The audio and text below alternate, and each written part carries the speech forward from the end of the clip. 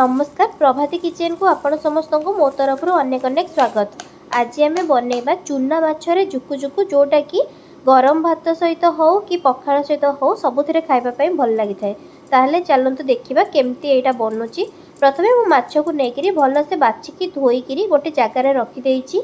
तापर गोटे चमच लूण गोटे चमच हलदी दबा परे एठी मु गोटे फल लेंबूर रस एथिरे चिपुड़ी देउची। लेंबूर रस चिपुड़ीबा द्वारा माछरे थिबा आमिष बास्ना टिके कमी जाए सेतिपई मु एठी लेंबू चिपुड़ुची। जदि आपण चाहिबे एटा लेंबू चिपुड़ी परिबे नहले मध्य चलिबो। तापर मु एठी गोटे कड़ाई गरम करिकिरी एथिरे मु गोटे चमच सोरिष तेल देइची। तेल भल से गरम हवा पर मु किछि चूना माछ एथिरे कड़ाई रे देइची भाजिबा पई। मु सब गोटे थर रे देइनी अधा एठी देइची प्रथमे भाजी हवा पई। अधा भाजी हवा पर आउ किछि बाकी थिबा सेटा को मु भाजिबी। एठी माछर गोटे साइड हे गलानी सेथिपई मु एठी तार आर साइड को उल्टे दउची माछटा भाजी हवा पई।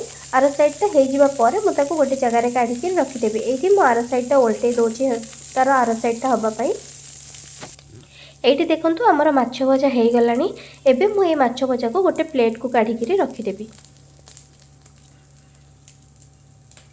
एठी देखंतु मो प्लेट रे सब माछ तक काढी के रखि देइची। एबे सेही कड़ाई रे मु आउ किछि सोरिष तेल देइकिरी आउ बाकी थिबा माछ को कड़ाई रे देइकिरी भाजुची। एठी आउ बाकी थिबा माछ को मु एठी कड़ाई रे देइ देइची एटा भाजिबा पई। आपण माने वीडियोटी आरंभ रो शेष पर्यंत देखंतु। जदि वीडियोटी भल लागबो ताहले लाइक सहित शेयर कर देबे।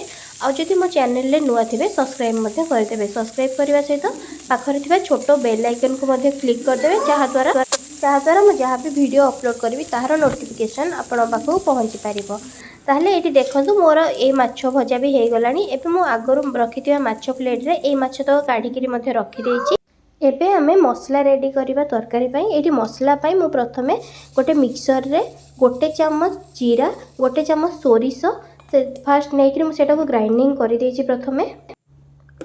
तापर एठी ग्राइंडिंग हे गलानी। तापर मु एथिरे किछि रसुण 10 रु 12 टी रसुण कंचा लंका 4-5 टी एथिरे देइकिरी अदा गोटे खंड गोटे बड़ खंड को मु छोट 2 खंड कर देइची। आउ गोटे पियाज नेथिली जोटा कि अधा मु एठी ग्राइंडिंग करूची आउ अधा मु कट्टा वाला जोटा कि मु तरकारी रे तेल गरम पर मु देबी।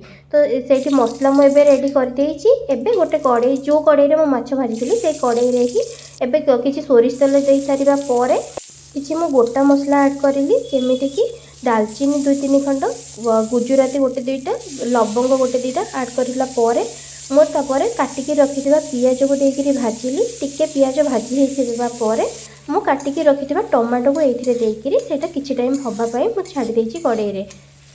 एटा टिके भाजिबा परे मु एठी की रेडी करी रखिथिबा हमर मसला जोटा कि मु ग्राइंडिंग करिके रखिथिली सेटा को एते देइकिरी एटा को भल से मु एठी गोळेई देइची।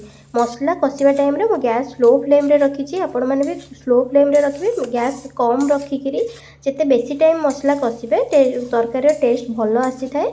तो सेति पे एठी मु किछि टाइम पर्यंत मसला कसिबा परे हमर मसला एठी हेई सारची। एबे मु भाजी के रखिथिबा माछ को एथिरे देइकिरी किछि टाइम पर्यंत ए मसला रे ही सेटा को गोळेइबी। एठी मसला रे भल से मु गोळेई देइची जेमति कि माछ गुडा पूरा मसला रे भल से मिसी जेबो भल से गोळेई हेइ जेबो। एठी गोळेबा परे मु आउ किछि पानी देइकिरी मो ए माछ रे आउ किछि पानी देइकिरी सेटा को किछि टाइम पर्यंत गोळेइकिरी घोड़ेइकिरी रखि देइची। एबे देखंतु एठी पानी कम हे गलानी। एबे अब माछ भी रेडी हे गलानी। आपण माने भी एही परि भाबरे बनांतु आ केमति लागिला मो सहित कमेंट सेक्शन रे जणेबे।